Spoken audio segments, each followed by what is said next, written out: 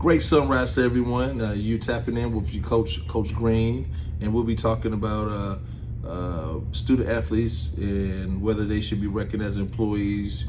And I'm going to be using the moral subjectivism and virtual ethics. And my examples will be Jameis Winston and Cam Newton. First, we'll talk about moral subjectivism. This framework posits the moral judgments which are based on individual beliefs and emotions rather than universal truths. We're examining whether Jameis Winston and Cam Newton's college experiences through their lens reveals varying individual perspectives.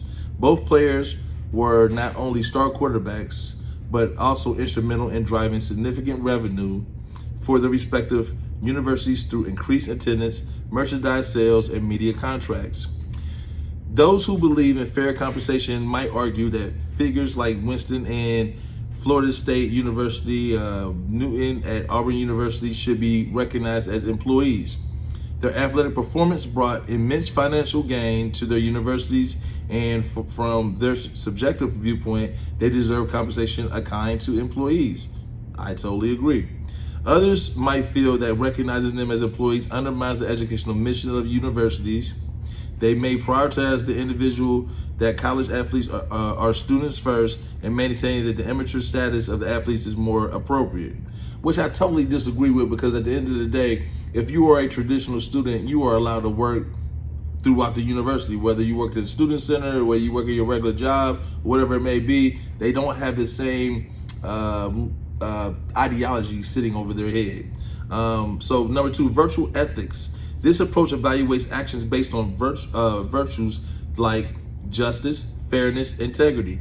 Again, goes right back to that. If we're going to keep everything fair across the board, every student should be treated like a student. So if the regular traditional student can work, then again, if they're doing sports, which is extracurricular, that would be an extra piece of doing something, which again, if it is generating something, it should be compensated.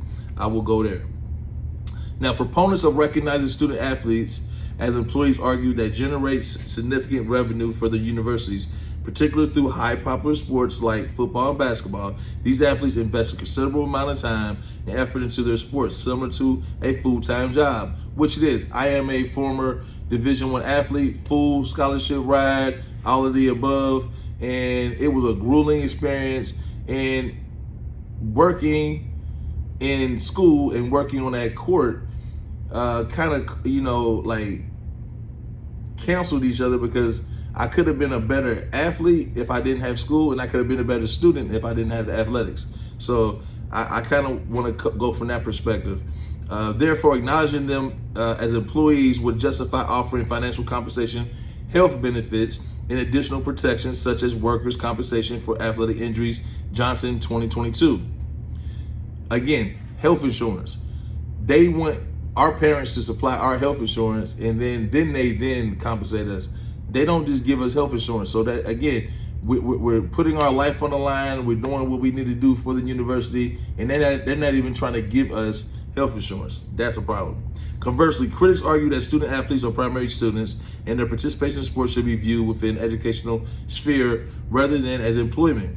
I don't agree. Scholarships often provide them with educational and living necessities, effectively acting as compensation. If you looked at it that way, that would, but again, they're only giving you room and board and food, but then you don't have any extra cash. A lot of athletes have babies, girlfriends, this and that. We have things we want to do, we want to get done, we need to be compensated for that. So in conclusion, recognizing student athletes as employees acknowledges their role as primary contributors to financial success of collegiate sports and provides them with fair compensation and protections. The push towards employee status aligns with evolving perspectives on equality and fairness in the realm of college athletics. Reference, Johnson P. 2022, Rethinking Compensation, and Miller R. 2021, Education or Employment, Navigating the Dual Roles of Student Athletes. Okay? Now, I am completely for student athletes being paid and compensated outside of the scholarship, because again, the the bringing of new students, regular traditional students, and bringing in people into your doors, having them wear your likeness on their backs and their front of their jerseys or their hats or whatever it may be. All of those things benefit the university, and that's where I'm at with it. So I pay the athletes. They giving you what they giving you their all. Give them a little bit of your all by sharing and breaking bread with them, because they are the ones that are doing the heavy lifting. Have a great day, and don't waste your money. And Coach is out.